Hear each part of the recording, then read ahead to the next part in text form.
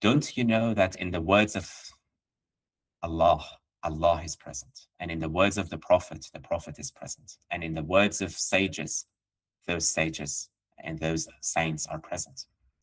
So when you read them, don't read them mindlessly. Read them as if they're present. Someone asked me, what is love? I said, when you become us, you will know. When you become a lover, you will know. My words are in Syriac. I pray you do not say, I understand. For the more you understand, the further you wander from the greater understanding. To understand this is to understand nothing at all. Next time I will die from being a human, being a man, and I will grow wings like angels. And then I will die again. And در وصف ناید آن شوم. I will become that which cannot be described. كل شيء هالك إلا وجهه. Everything perishes except his face. It may be that an Indian and a Turk have the same language, the language of the heart. And it may be that two Turks are like strangers. از زبان محرمی خود دیگر است. So the language of intimacy, the language of sharing that secret, that's another language. همدلی از همزبانی بهتر است. It's better to share the same heart than to share the same language.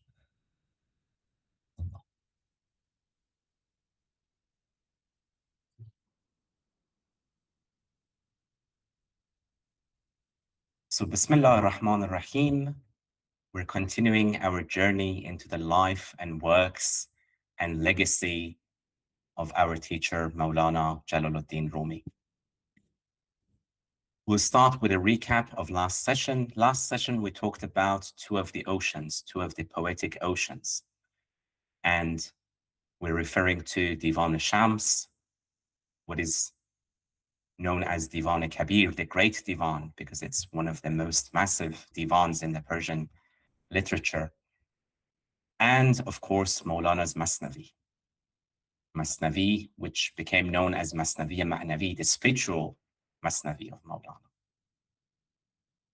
We talked about how Divan is آتشی افروخته در بیشه اندیشه‌ها. It's a kindled fire in the forest of thoughts.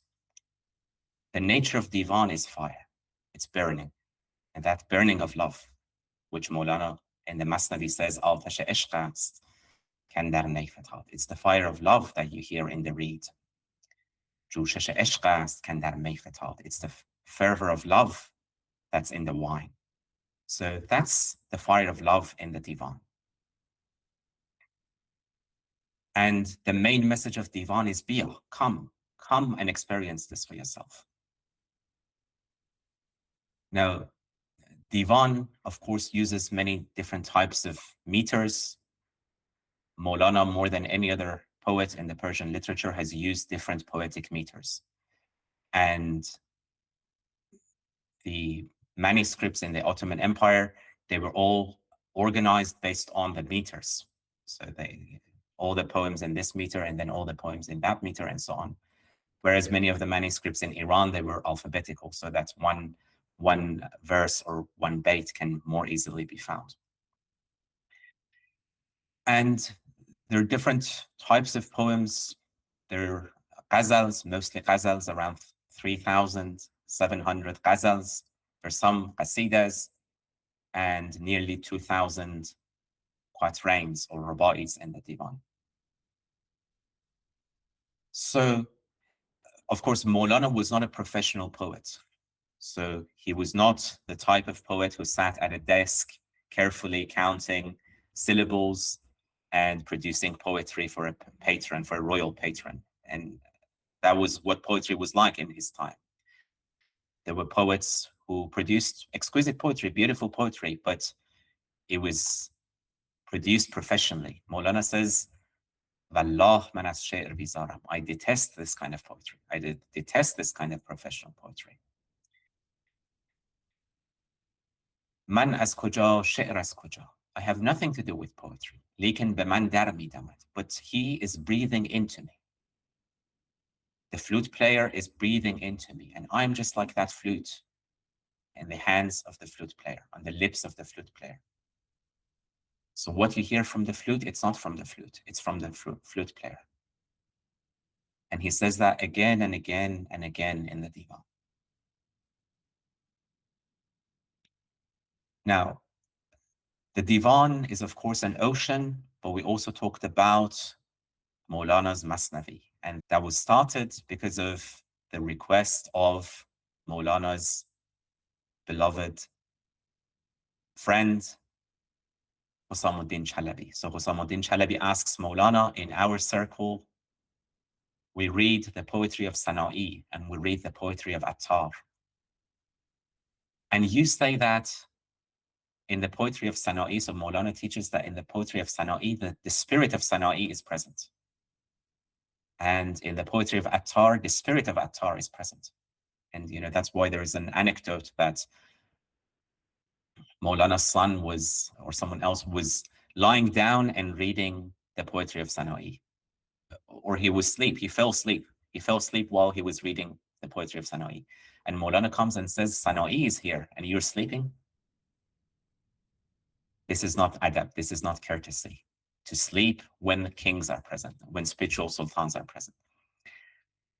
Don't you know that in the words of Allah, Allah is present. And in the words of the Prophet is present. And in the words of sages, those sages and those saints are present. So when you read them, don't read them mindlessly. Read them as if they're present. So anyway, Husamuddin comes to Mawlana and says, just like Sana'i left that. And when we read the poetry of Sana'i, we have the spirit of Sana'i here, present with us.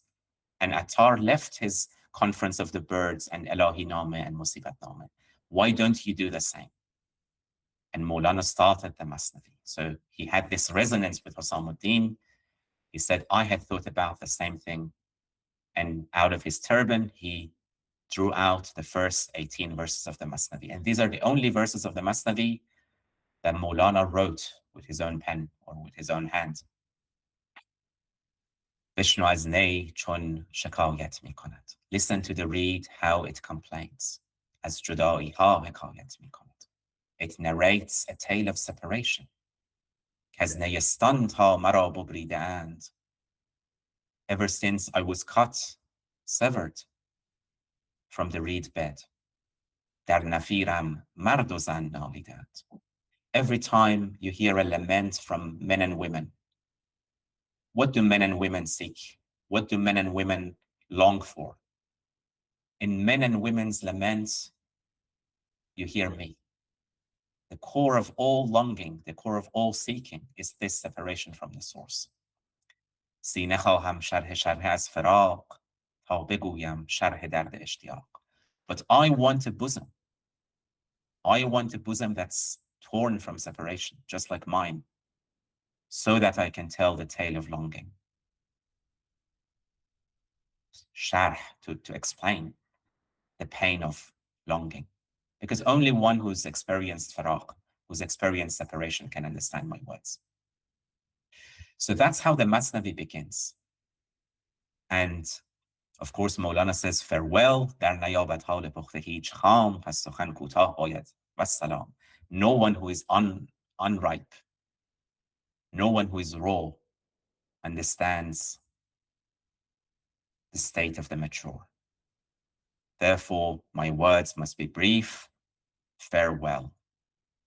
And that farewell of Mawlana is followed by 6 books of the Masnavi. And of course, Mawlana himself says about the Masnavi, huwa usul ad-din. This is the fundamentals or roots, literally, asl. Asl of a tree is the root of the tree. So, usul ad-din, the roots of the roots of the roots of the tree of religion. So many people are busy with the branches, with this school of law and that school of law and this school of theology and that school of theology and so on. But this is the roots of the roots of the roots.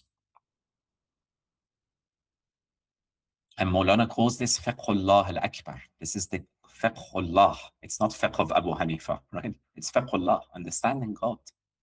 And this is the greater understanding. وَهُوَ كَشَّافُ الْقُرْآنِ. And this is the unveiling of the Quran. So, yeah, we talked about how Husamuddin had this great role in drawing the wisdom of the Masnavi out of Maulana. And Maulana says, had it not been for Husamuddin, there would be no Masnavi. ای ضیاء الحق حسام الدین تویی که رسید از که گذشت از مه به ز نورت مثنوی. You're the one, because of your radiance, because of your light, Masnavi has gone beyond the moon. همت عالی تو ای مرتجا میکشد این را کجا خدا دارد کجا. It's your aspiration, your himmat that's drawing the Masnavi to God knows where. And we talked about how Maulana in the Masnavi uses stories, uses folk tales, ethnic jokes sometimes, but also stories from the Quran, from the Qasas al-Anbiya, from the stories of the prophets, obviously from the Hadith literature, from folk tales, and so on. But as Professor Nicholson says, Maulana borrows much and owes little, because every time he brings a story, he gives it a new life. He gives it a new meaning, a new spiritual lesson that we can draw from that. So even though many of the stories are borrowed and you can find them in earlier sources, when they're in Maulana, when they're in the Masnavi, they're original. And we talked about how the Masnavi is not a methodological book. It's not a book that's ordered. It has a beginning and an end. Like, if you read Imam al-Ghazali has a chapter on repentance and chapter on forgiveness and chapter on thankfulness and chapter on patience and so on. But Masnavi is not like that. Masnavi, it's an ocean. So just like when you step into the ocean, there is no beginning, there is no end. And there were some people who criticized Maulana for that. They would say, این سخن پست است یعنی مثنوی قصه پیغمبر است و پیروی. This is lowly. This is just the story of prophets and following. But there are other Sufis who have methods and who have پله پله تا ملاقات خدا, to step by step until meeting God, شرح و حد هر مقام و منزلی, describing each maqam and each station and so on. There are other Sufis who have manuals, Sufi manuals. And Maulana says, yes, exactly. This is not a manual. This is not a step-to-step guide. This is for the lovers. You need that love.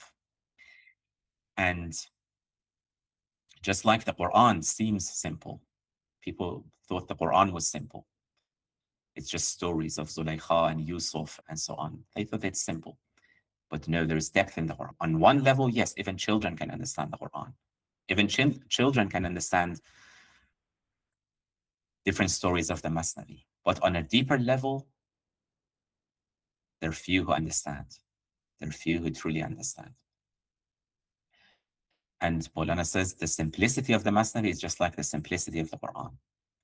And you need to have the ears. You need to have the ears that understand the inner meaning and do not stay just at the externals, just at the appearance.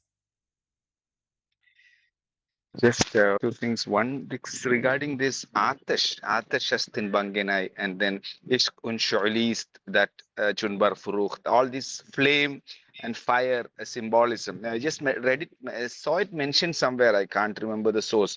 Maybe is there anything in it? It's just it is skeptical, but in the sense that it says that because this idea of fire as a major symbol is not there in much of other literature in Persian or in Arabic, whether it is anything to do with, because in Persia, among Zoroastrians and all, fire is something that is a huge symbol of the divinity, and like whatever they do with that is a different thing, but at the source there is a symbolism of the fire.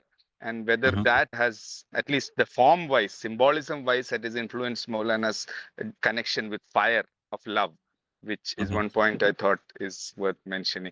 The other thing is that regarding the sources of Maulana's poetry, two people were mentioned specifically, like you mentioned. I think Maulana himself says that, and his disciples also said, Sana'i Attar. I think Ahmad Jan had asked the question regarding other Masnavis and this kind of stories within stories. Soros mentioned that, whether you can just comment on that, is that this kind of stories within stories is actually the source from, it is actually from Attar. He's the one Mhm. who's the source of, and Maulana himself met him. I think legend says that he met him and he was given the blessing by him. So that is from Attar, that this is this kind of episode. I think from Musibat Nama, you mentioned, I think Ilahi Nama, this conference on the birds, Mantikatar. So that is the prototype. And Sana'i seems to be the content wise, like for the didactic type of poetry, that is teaching poetry. So it was actually accurate to say that those are the two sources in their own way. One in the Mhm. form and other seems to be in the content. Maybe, I mean, this is the observation that I thought, like, whether you can expand on that or correct that. I thought I should share that. Mhm. Yeah, that's a great observation. Definitely, definitely. Both form and content. And Maulana doesn't hide that. So Maulana, even in the Masnavi, there are verses where he quotes, for example, Sana'i, and then he explains, or Attar. There's that famous bait attributed to him, Attar, ruh budo Sana'i do chashmo. He was the spirit and Sana'i was his two eyes. Ma as pay Sana'i Attar amadi. And I've come following Sana'i and Attar. So he belonged to this tradition. He belonged to this poetic tradition. Just regarding, I was reminded of a description by a person, a thinker from India, like he's thought to be an intellectual. So you asked, somebody asked him, or some disciple of his said, what is your description? How will you describe yourself? Because his whole idea is against intellectuals. The intellectuals, the compromise of intellectuals. Intellectuals are always with those in power, and they are the ones who careerists in a sense. They just only give a bad name to the intellect, like Maulana says, "Akle juzvi akle ra badnaam kar den," or so that type of intellectual. So he said, if at all I want to describe myself, he said, one description was that I'm a deprofessionalized intellectual. I'm not in that profession, but I do have intellect. That was, I thought. So in Maulana's case too, it seems to be that he was a deprofessionalized poet. I was thinking when you said the profession of poetry, he has disowned. But at the same Mhm. time, in that tribe, he was the best. And so I Absolutely. thought that came to me. Indeed, indeed. Allah. Mhm.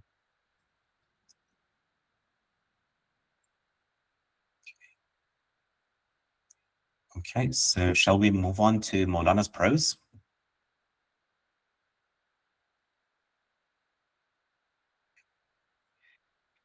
Okay, Bismillah. So yeah, we're going to talk about Fihi Ma Fihi first. So that's the most famous prose work of Maulana. But it's also a work that's often neglected. So the world likes to dance to the rhythms of Maulana's poetry, but Fihi Ma Fihi is often neglected. And I really like Fihi Ma Fihi because of that direct feeling that Fihi Ma Fihi gives us. It's just like you're sitting at the feet of Maulana. Now, it could be in a house or a gathering or in a madrasa or masjid in Konya, in 13th century Konya, but it's obviously Maulana's words are timeless.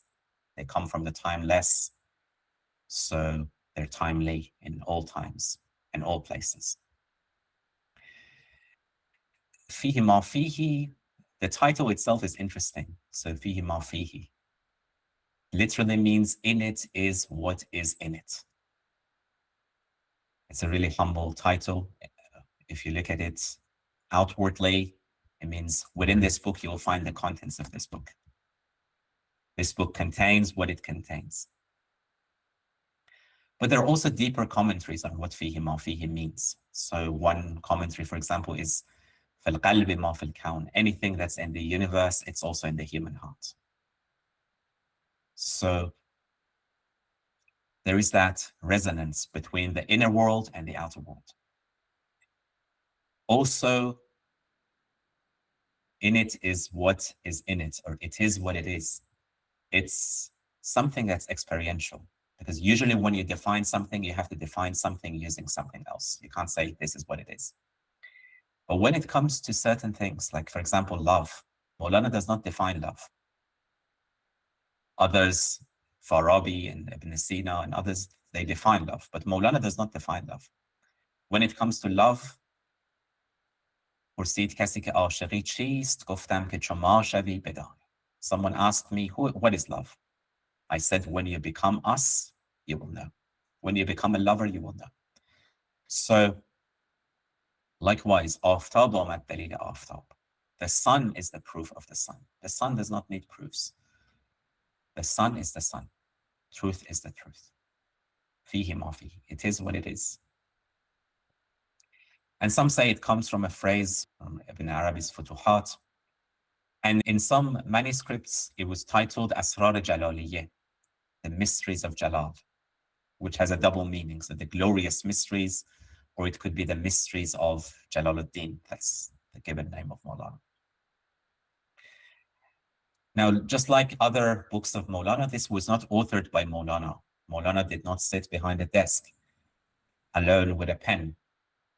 Rather, he talked. So this is a record of his talks. Now, some of them are more formal, more lecture-like. Some of them are more informal, conversational. So you have his disciples taking notes. As he speaks, they take notes, and then these notes were gathered, and the book Fihi Ma Fihi came into being. And it is likely that the name Fihi Ma Fihi was given later. Mawlana himself did not give it this name. It could have been Sultan Walad or someone else that gave this name to the book. Now, it's a really beautiful prose, Fihi Ma Fihi, when you read Fihi Ma Fihi, because it sounds so alive. It really feels like Mawlana is talking to you directly. So if you read a lot of prose work in this time period, they're filled with a lot of Arabic vocabulary, sophisticated wordplay. It sounds a little bit artificial. But when you read Fihi Ma Fihi, you don't have any of that artificial polish. You have direct, raw voice of a spiritual master. And that's what makes Fihi Ma Fihi special, because there is no pretension, no rhyme. It's direct, raw voice of a father or of a spiritual teacher. And the voice can change depending on who's present. So in Fihi Ma Fihi, sometimes you have students present. There will be common people coming, tradespeople, the carpenter of the city, the blacksmith of the city, a lot of middle-class people from different walks of life. But you also have politicians. So for example, Mu'inuddin Parwana, in Discourse 1 of Fihi Ma Fihi, Mawlana gives him advice. And that's also gives us historical information, how Mawlana interacted with people like Parwana. And he actually tells him off, why did you side with the Mongols against Egyptians and things like that? But he also gives him spiritual advice. So there are things like that in Fihi Ma Fihi that you cannot find, for example, in the Divan or in the Masnavi. And also it's important to note that Fihi Ma Fihi was, these talks were delivered around the same time as the Masnavi. So the last 15 years of Mawlana's life. So a lot of the time, Mawlana says one thing in the Masnavi, and then he explains it further in Fihi Ma Fihi. So it actually acts as Mawlana's own commentary on the Masnavi.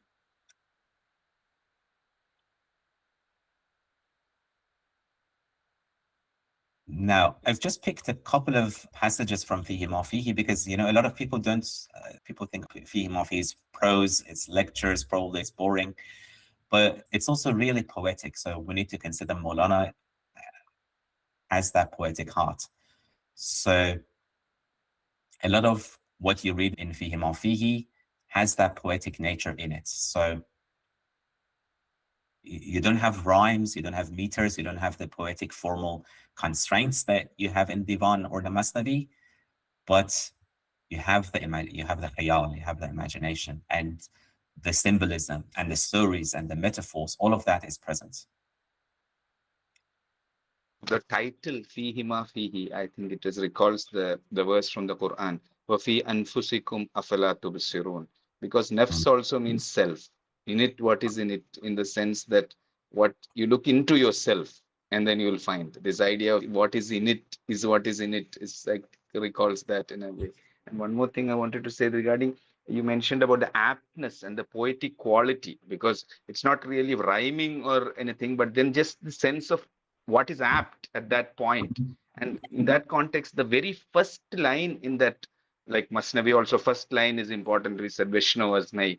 And if you take the first particular line of this, it quotes the hadith, which says that the worst of scholars is he who visits princes, and the best Yeah. of princes is he who visits scholars. I think it's an extraordinary beginning to a book like this in that 13th century Konya, like that. Whoever edited it later, but I think it also makes a very strong kind of like the value of scholarship and the value of knowledge. And itself also, you can read it as a political statement as well if you wish. And that's, it's the knowledge, it's the power, and in the sense that it is knowledge, not action, beyond action or beyond any temporal power. It's the spiritual authority that matters. And because I'm reminded of the verse, a certain work by Rani Genon Sheikh Abdul Wahid Yahya, spiritual authority and temporal power, in the sense that spiritual authority and temporal power was both vested in the Prophet ﷺ. And later it got separated. The spiritual authority, in a sense, like spiritual authority, the saints have it, and the temporal power, the idea of ulama and umara, and obviously the fault lines are there between the different groups of Muslims regarding this particular point itself, the idea of who's the spiritual authority and the temporal power. All that is alluded in the very first sentence. And I think it's a beautiful beginning to that text. Like the sense of aptness of that is extraordinary. Yes. خير الأمراء من زار العلماء. The best of the amirs or the best of the princes are those who visit the scholars. And Maulana says it's not about who physically goes to see who. It's about the best princes are those who get benefit from the scholars. And the best scholars are those who,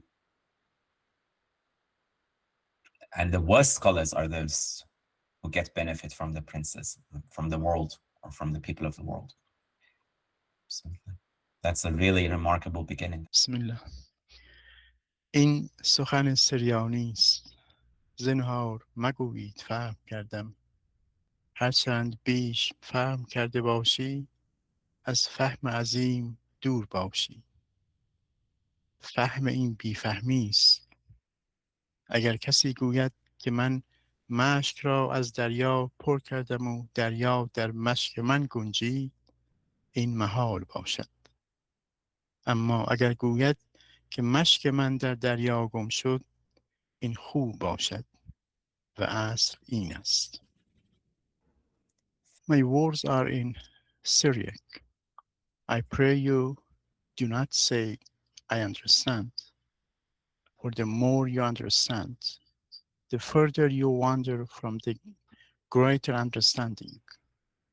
To understand, this is to understand nothing at all. If a man comes to mine and boasts, I dipped my water skin into the ocean, and all the sea is now folded within it. Do not listen, for he speaks a foolish thing. Do not listen, for he speaks a foolish thing. But if he comes and says, my water skin is lost within the sea, that is well. That is the heart of truth. Fihi Ma Fihi, Mawlana. Yeah.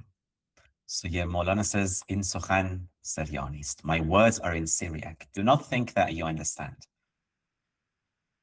Do not say I understand. Fahm in bi fahmist.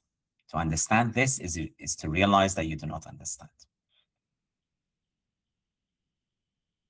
Because what is there cannot fit into your understanding. You should shatter that jug. Instead of filling that jug from the ocean, you should shatter that jug and get drowned in the ocean. To understand this, you need to be drowned in the ocean. Mawlana says, an yaki na, in the Masnavi, Mawlana says, an yaki na ke aqlash fahm kard. This oneness, we talk about the oneness of God, Tawheed, God is one. Mawlana says the oneness I'm talking about is not the oneness that the intellect can comprehend. God is one, not two.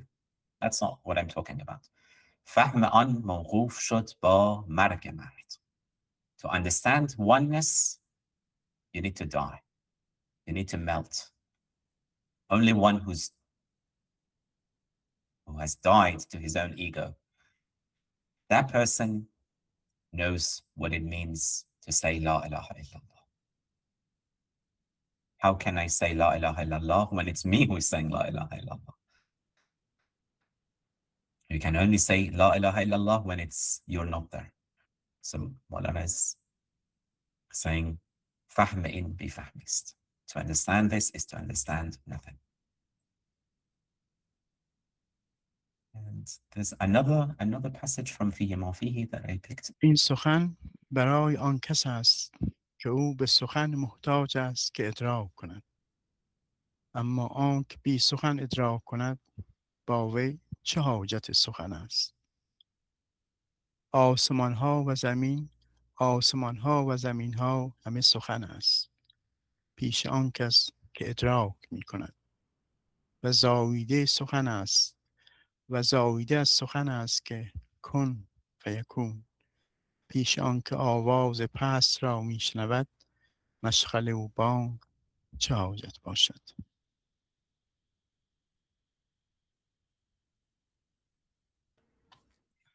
This word is spoken for the one who has need of words to understand, but for the one who perceives without a word, what need is here? What needs is there of speech? For truly, the heavens and the earth are all a word to him who comprehends, begotten of that single breath, be and it is. Therefore, before him who catches the whisper, what need is there for loud cries?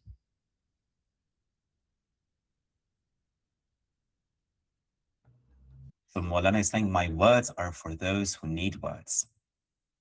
But there are people who do not need words. For them, the heavens and the earth are already communicating that message. You do not need words. Every single grain of sand says La ilaha illallah. The mountains say La ilaha illallah. For those people, they do not need my words. They do not need the Masnavi and Fihi Ma Fihi. They don't even need the scriptures because you already have nature. You already have the divine scripture in everything around you.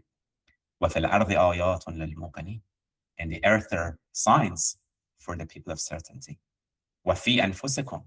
And inside you, أَفَلَا تُبْصِرُونَ. Don't you see? So you already have signs outside you and inside you. So Maulana says, my words are for those who need words so that they're reminded of signs around them, inside them, outside them, in order to be reminded, in order to understand. But there are those who understand without words. Just the first sentence that you say in that first passage, in Sukhan Suryani ist, I thought it was very interesting in that this idea of Loga Suryaniya, about which people, only a number of scholars and saints, Awliya have noted it. Reneganon has a chapter about that, Sheikh Abdul Wahid here, about Loga Suryaniya. He mentions that it is probably the language that's spoken by Adam alayhi salam and the original primordial language, which was in verse, which was a rhythmic language, in the sense that language actually is rhythmic. Only if you remove the rhythm, if you remove everything non-essential, you have poetry. Like language, the essence of that is poetic. Essence of that is like there is rhyme and rhythm in it, and more than rhyme, rhythm in it. And Maulana's words are actually that. And that thing about when you said Luga Suryaniya, and also it is dense with meaning. Like everything is meaningful. And it is also this idea, I think it's mentioned in Kitab al-Ibriz of the Dabbagh and all, that every word, not only every word, but every letter has meaning. Like in the Quran, there is this muqatta'at and all. That part of it is probably in Luga Suryaniya. There is a speculation about that. Like the Quran comes in Arabic in the sense, but there is in it something else that's what I think is mentioned there. But anyway, this idea of Suryaniya, and he said this, you cannot understand that. You have to go beyond that, whatever your idea of understanding. And I thought it was a very pregnant point phrase he mentioned that. And you picked that in the excerpt that you picked, it's so fitting that it is the first beginning of that. Okay, that's fine. Okay, so yeah, now Majalis al-Sab'eh are, of course, they're, as the name suggests, 7 sermons or 7 sittings, majlis. And majlis is a formal gathering. So the book contains 7 distinct sermons which are delivered to a congregation. So it's a masjid, it's a mosque, probably Friday prayers. As you know, in Friday prayers, there's a mix of people coming. There's disciples. There are also people who are just coming because it's Friday. They have to be there out of convention. So there's a mix of people coming. It's not necessarily people who are attentive disciples of Maulana. It's all sorts of people. Now, Maulana uses conventional devices. So just like any khutbah, you have it starts with du'as in Arabic and alhamd, and it's customary in the khutbah to use rhymed prose, or what is called saj. So Maulana makes use of that too. So, and especially the beginning of these khutbahs, they sound like regular khutbahs. But then enters the Persian sermon. So their prayers, and then he switches to Persian, which is the language of the court and the languages of many inhabitants, many people in Konya. And he uses poetry. So it's interesting, he quotes poetry of Attar and quotes poetry of Sana'i. Now, sometimes he quotes his own poetry, and this is interesting from a historical point of view, because there are people who say the sermons are early. They're before Maulana met Shams and before he started his poetry. But there are some of his poetry in the sermons. But there are also other sermons that, for example, Maulana prays for his father and so on. So they suggest that they're quite early. They're before he met Shams, or before he was transformed by that fire. Now, just like Fihi Ma Fihi, Maulana did not sit down to write this book. Again, they were written down. And unfortunately, this book is not available in English, so it hasn't been translated. But it has been published in Persian, and it has been translated to Turkish. Abdul Baghi Golpinarli has translated it into Turkish, and Tawfiq Subhani, there's an edition in Persian. So let's hope it will get translated sometime soon. But again, Maulana is a poet at heart. So again, there are passages, a lot of passages in Majalis that show the poetry of Maulana, that show, even if they're in prose. Suppose a child is born within a prison, one who never looked upon the gathering of men, nor saw the radiance of a living face. If on those lightless walls he found the painted trace of kings and gardens, brides in their finery and thrones of gold, the joy of banquets, music, and dancers, through a kinship of the spirit, he would begin to ask, he would begin to understand, outside of this prison, there is a country. And a fire would kindle in his breast, and he would cry out to those forgotten in the dark, "Oh, beware, people, beware this house of shadows. Rise and travel to the world above." A soul of perfection is hidden in your frame. How can you speak only of the body? A Christ is sitting before you, yet in your folly do you choose to serve the donkey's hoof? In Persian poetry, always when you mention Jesus, you also mention donkey. So because Jesus rode a donkey, and Jesus represents the spirit, and donkey represents the body. So Christ is sitting before you. Jesus is sitting before you. Why are you busy with the donkey's hoof? Why are you busy with the body? A poem, so Mawlana is here quoting poetry, but also the prose is poetry, the poetic. ای قوم از این سرای حوادث حذر کنید، خیزید سوی عالم علوی سفر کنید. گذر کنید. Rise, travel, and travel to the higher world, عالم علوی. And that's the prisoners when they look at the paintings on the wall of the prison. Even if they're born in prison, something triggers something in their mind that we do not belong here. We're from another world. There is a country beyond this. There is a country beyond this prison that we're born into.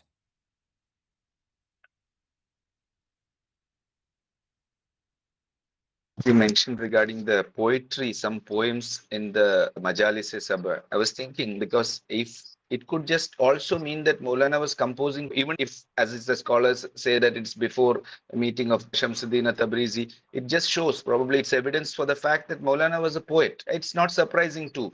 He would have been composing a large number of verses, but not at this level of intensity or this level of, with that kind of power. But it was more than likely that he was composing poetry before, because it's unlikely that somebody who was not composing poetry suddenly, after meeting someone and having a transformative experience, suddenly starts spouting thousands of verses of poetry. That's quite a bit unlikely, in the sense that he had the poet in him, which was latent and dormant, and this is proof of that. And also another hypothesis or a theory could be, this has been put by others, I think Ibrahim Gamard and all makes that, he's a Maulavi Sheikh who is also a psychologist. And he says that this influence of Shams on Maulana has been actually exaggerated or overstated. Obviously, it was a decisive influence, no doubt about it. And it was a great transformative experience. But Maulana was already a great figure. Like he had, and then it became all the more great, in the sense that it's like beyond the level. It was beyond great, another level was reached, and it opened out to the infinite. But at the same time, he was already a greatly accomplished scholar as well as a poet, and we should not overstate that particular experience. A lot of this comes from the biography of Sultan Walad.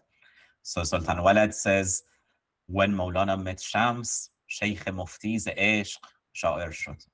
So Maulana was a sheikh and a mufti, and love made him a poet.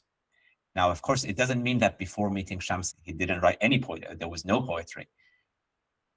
But he found something within himself that was not there before, or it's a discovery. He was there before, but he discovered it. And there are some exaggerations. So because Sultan Walad is also writing it in poetry, so there are some poetic exaggerations there. I just am really touched by the fact that it is very human to know your own soul and to know that there is more than just this physical world. Through all cultures, all historical time, we know that it's more, that we have a soul, that there's some, or a heart, or whatever you want to call it, that there's more than just this physical world. And this is a beautiful text that speaks to that again.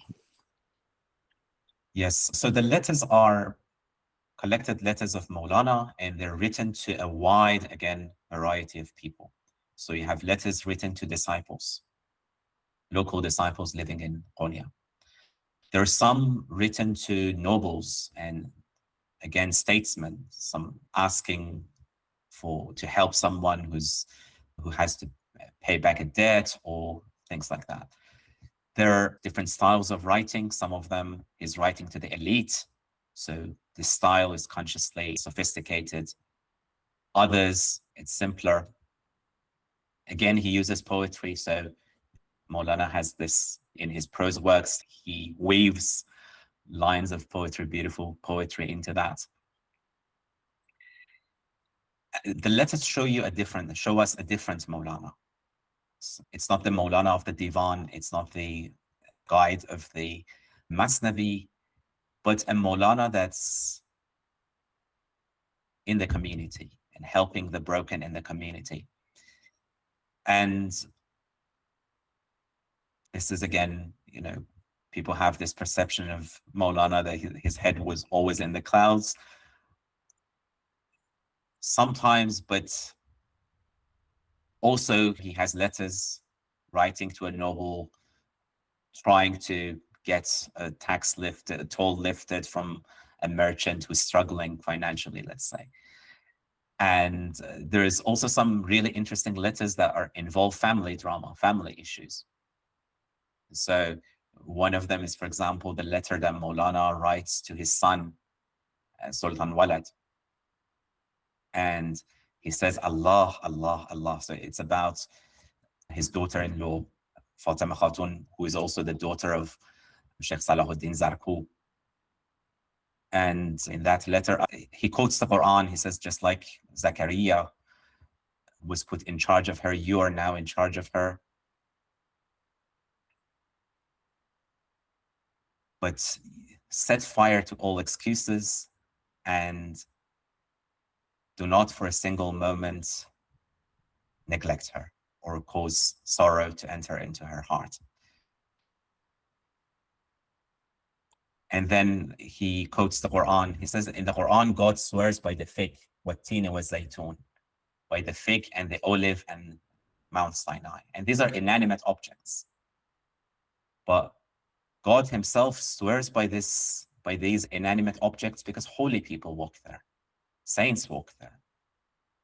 So when you treat people who have this saintly nature, you need to be careful. You need to be careful.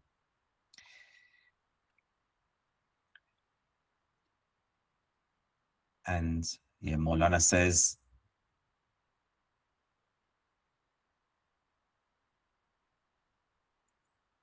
برخاستن از جان و جهان مشکل نیست. To give up your life and to give up the world is not difficult. مشکل ز سر کوی تو برخاستن است. What is difficult is to walk away from the spirit of your beloved. And what is this separation? It's not merely the parting of a sorrowful lover. This separation is just like the separation of the soul from the body. من خود دانم که از تو خطایی ناید. I know well that you do not commit any faults. لیکن دل عاشقان بداندیش بود. But the heart of a lover is prone to anxious fears. So Mawlana says, it's because of my love for Fatima Khatun. So we're going to talk about Mawlana's wedding, or what is called Mawlana's Urs, his union, his meeting with the beloved. Mawlana died in December 1273, that's Common Era, of an unknown illness.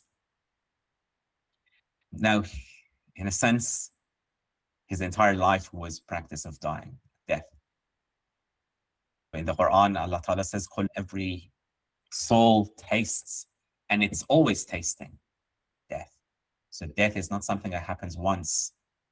We're always tasting death at every instant, at every moment. Mawlana in the Masnavi, he says, as jamadi murdam o naami shudam. I was a mineral and I died. I became a plant. And just like that fetus in the womb has plant life. It grows, only grows. Was nama murdam ز حیوان سر زدم. And then I died to that vegetative being. And I became an animal with a heartbeat that can kick and move. And I developed the physical senses that all animals have. I became an animal. مردم از حیوانی آدم شدم. And then I died again as an animal. I became a human being. پس چه ترسم؟ کی ز مردن کم شدم. Why am I afraid of death? I've never become less by dying.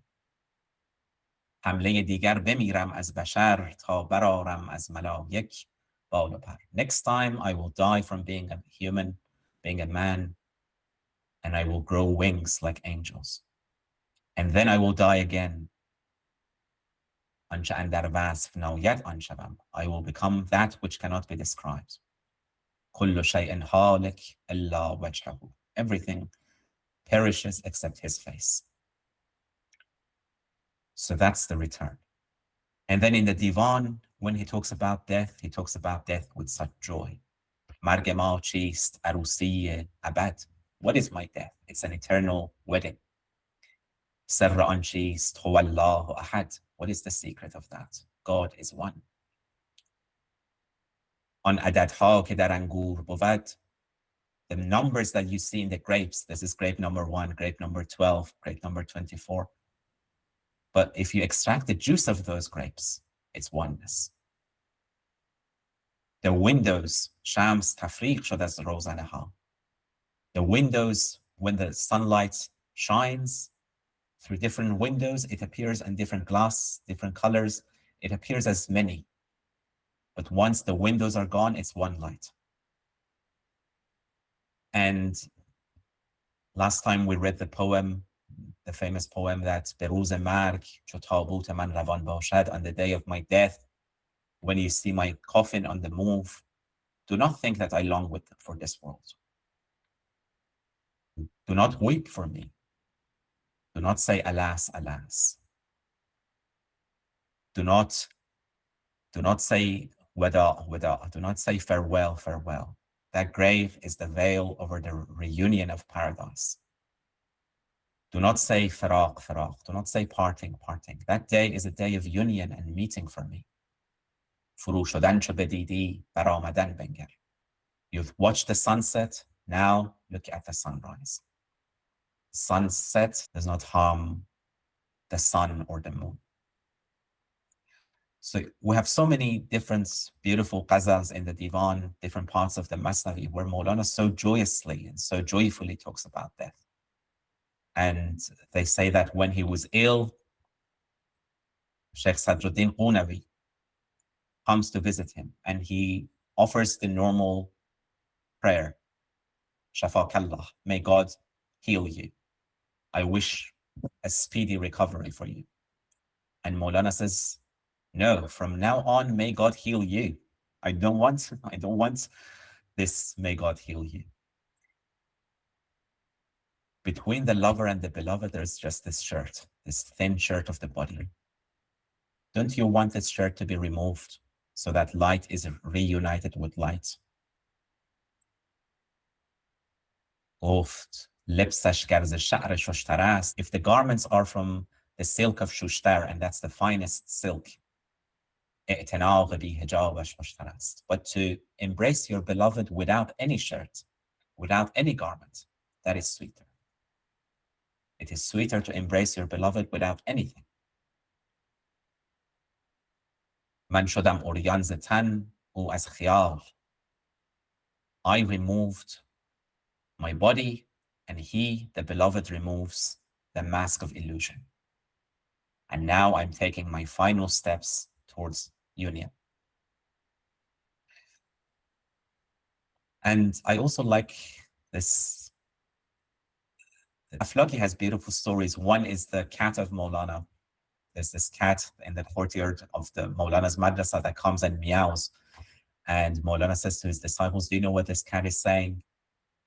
This cat is saying, when you leave us and go to your original homeland, what should I do without you? And they say that this cat, after Mawlana's passing for 7 days, this cat did not eat, refused to eat or drink. And the cat also died. And Mawlana's daughter wrapped it in a cloth and it was buried next to Mawlana. He also mentions that before his passing, Mawlana said to everyone around him, do not grieve, do not dread my death. Because just like the spirit of Hallaj, Ruha Mansur al-Hallaj, appeared to Attar, Fariduddin Attar, 150 years after Hallaj, the spirit of Hallaj appeared to Attar. So wherever you are, whatever time, whatever place, do not think that I'm gone. No, I will come and plant these meanings into your hearts and into your souls. Just like the Prophet ﷺ says, my life is a blessing for you and my death is a blessing for you. So this is true of all men and women of God. Their life is a mercy and their death is also a mercy. Their return is also a blessing from God. And as Mawlana says, when you die, you do not become silent. Your roaring is heard in the la makan, in the place beyond place. I was just reminded of a verse. I think it's the Divan. Yakbar Zayad Admi Manbar Ha Zaidam. It's not about death, but about birth. People are born just once. I have been born many times. So obviously that presupposes death as well, although the birth is highlighted in that. The idea that you are born again into another like configuration is what is mentioned in the verse that you also cited. Mawlana says, I came to this prison, to the prison of this world, just to help other prisoners, just to help other prisoners be released. Otherwise, what am I doing in this prison? Whose property have I stolen? I haven't stolen anything. I've come to this dunya to remind people that their homeland is not here.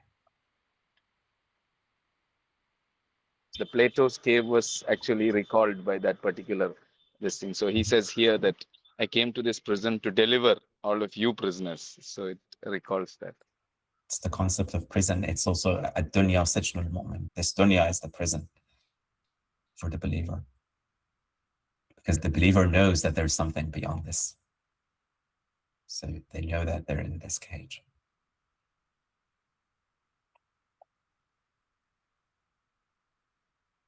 But ultimately, as Mawlana says, Chis dunya as khuda ghafil shudan.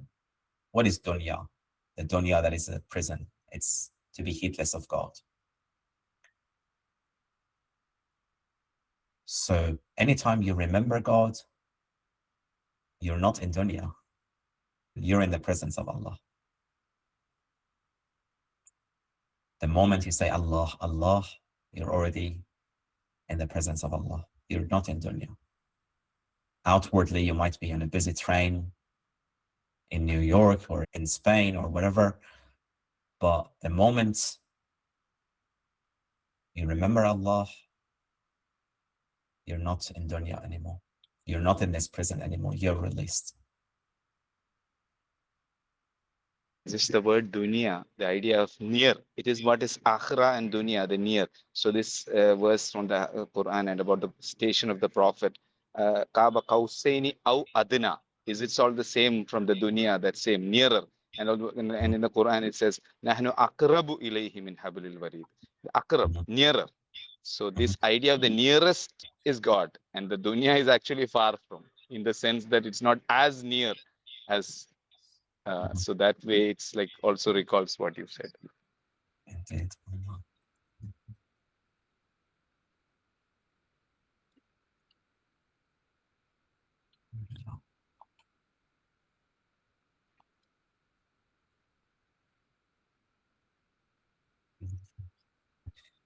So yeah, it's been 6 sessions, 6 sittings. We've covered the life of Mawlana, his upbringing in Balkh, his family's migration all the way from Balkh to Anatolia, to Konya, his early years, his studies, how Burhanuddin Muhaqqiq at-Tirmidhi became his mentor, how he went to Syria to study in Madrasatul Halawiyah, how someone like Shams appeared in Konya and asked that question, which transformed Mawlana, as he says, "Murde budam, zinde shodam," I was dead and I became alive.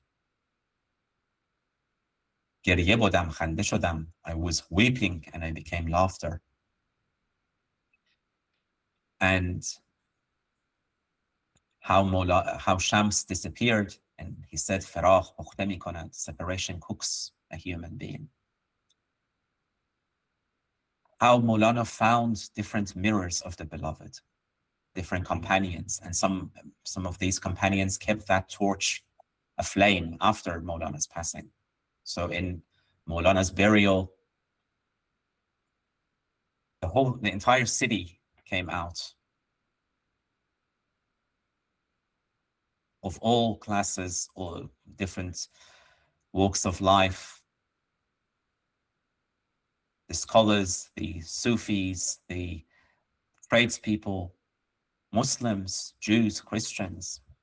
And, they would tell them, the Seljuk officers would tell the Jews and Christians, this man was a Muslim saint. Why are you mourning for him? And the Jew would say, because just like you saw the light of Muhammad in him, we saw the light of Moses in him. The Christian would say, just like you saw the light of Muhammad in him, we saw the reality of Jesus in him. In Fihi Ma Fihi itself, Mawlana says, people criticize, people say, when you talk, Jews and Christians come and listen and they weep. They don't understand this language. How is it that they understand? And Mawlana says they don't need to understand the outward, but there is that deep connection that transcends language, that transcends even religious expressions. So Mawlana had that deep connection with not only Muslims, but also followers of other faiths. And then, of course, Sheikh Sadruddin Qunawi, he led the Janaza prayer as for Mawlana. And after Mawlana, you have Husamuddin Chalabi,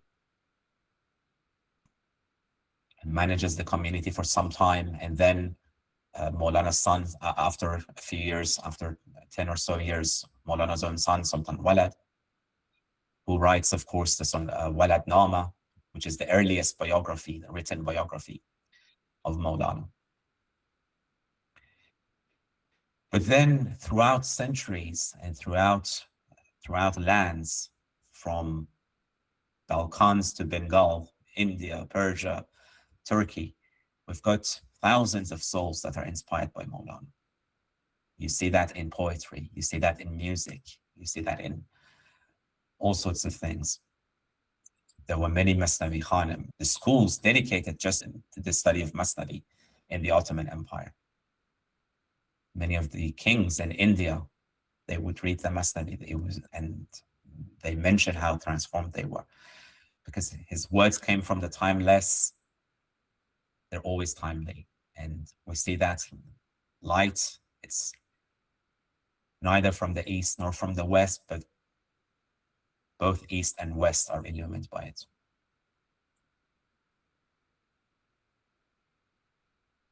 Yeah, regarding Maulana's influence, I think I would like to specially mention and underline the case of Muhammad, because he actually saw Maulana in dreams. I mean, in a dream vision. He mentions in Asrar Khudi, Javid Nama, other places, I think. And also, it's so surprising that he did not know Persian well. I mean, he could not speak Persian. His education was in English, in German. He knew Arabic too. But then he could actually recite poetry, which even Persian-speaking people find flawless. And this is the inspiration of Maulana, which he has mentioned in many places. It seems to be the influence of Maulana right up to the 20th century, very vividly, and seems to be an extraordinary phenomenon. I think it's not even easy to find parallels of such influence even in literature of the world. And there are a lot of qawwalis also in India and Pakistan, other places. They begin their songs with Masnavi, with verses from the Masnavi. And the melodies, of course, that were handed down through generations. So yes, you see that influence in poetry. The greatest influence is Allama Iqbal and his Jawid Nama, but also in music, in Qawwali, in Persian music, in Turkish music, and throughout East and West. And of course, there are millions of people who come to Konya to visit Maulana, his maqam. And there's that beautiful calligraphy inscription that says, Ka'batul Ushaq bashad in maqam. This is the Kaaba of the lovers. So the lovers of God, no matter where they're from, anyone who loves God, this is the Kaaba. Anyone who comes here lacking will find completion, here. And people come and weep and pray and read the Quran by his grave. But he also says, Maulana also says, Sine mardum arif mazar mast. My mazar is the breasts of those who know, the breasts that are cleansed. Any heart that is cleansed, that's also my mazar. So just the spirit of Hallaj appeared to Fariduddin Attar. Maulana says, when you remember me, you can visit me. No matter where you are, I will plant these seeds of meanings in your heart.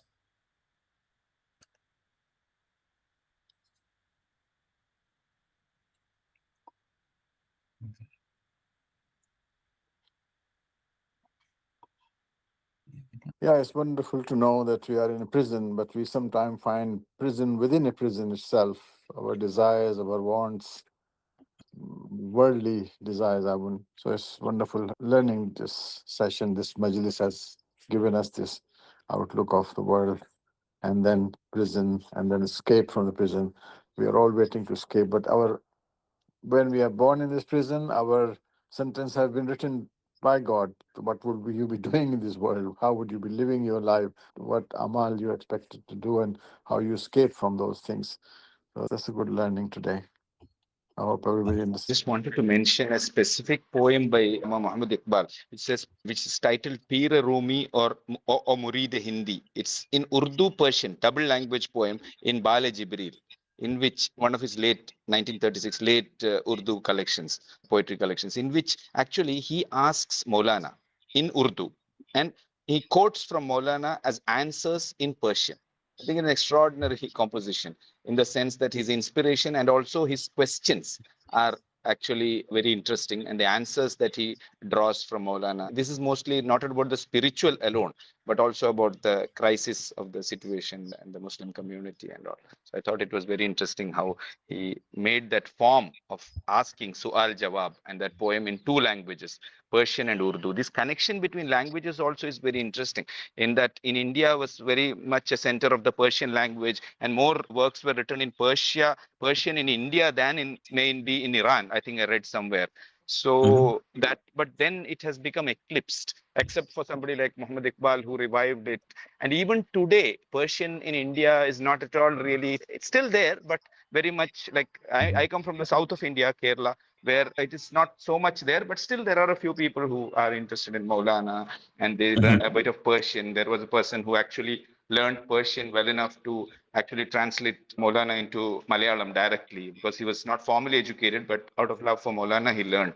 And it's that kind of direct, because if I take my own, for example, that I learned Urdu mainly because I'm from the south of India, learned Urdu mainly to read Iqbal. And when you read Iqbal, it's impossible not to be drawn to Maulana, because the kind of love he has and that the way in which he presents Maulana, and that too in Persian itself. And I think there is a attraction, a pull, which is almost irresistible, which comes through a poetic disciple of a great poet. I think that pull is still felt, but I think it needs to be highlighted and revived. Absolutely. And as Mawlana says, عشق را خود صد زبان دیگر است. Love has 100 other languages. ای بسا هندو و ترک همزبان، ای بسا دو ترک چون بیگانگان. It may be that an Indian and a Turk have the same language, the language of the heart. And it may be that two Turks are like strangers. پس زبان محرمی خود دیگر است. So the language of intimacy, the language of sharing that secret, that's another language. همدلی از همزبانی بهتر است. It's better to share the same heart than to share the same language.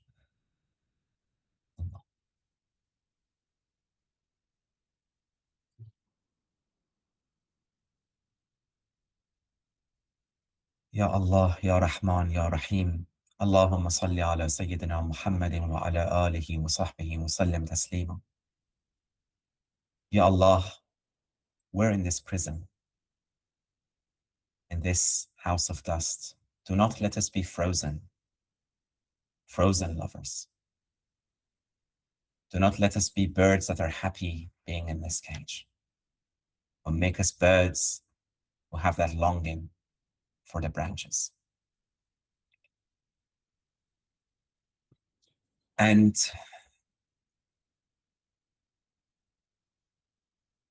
inspire us to embrace death at every moment.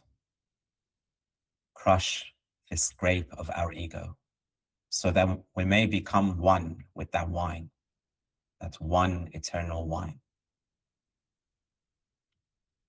So that we may be at peace with our true self. So that our Joseph can be pulled from the dark well.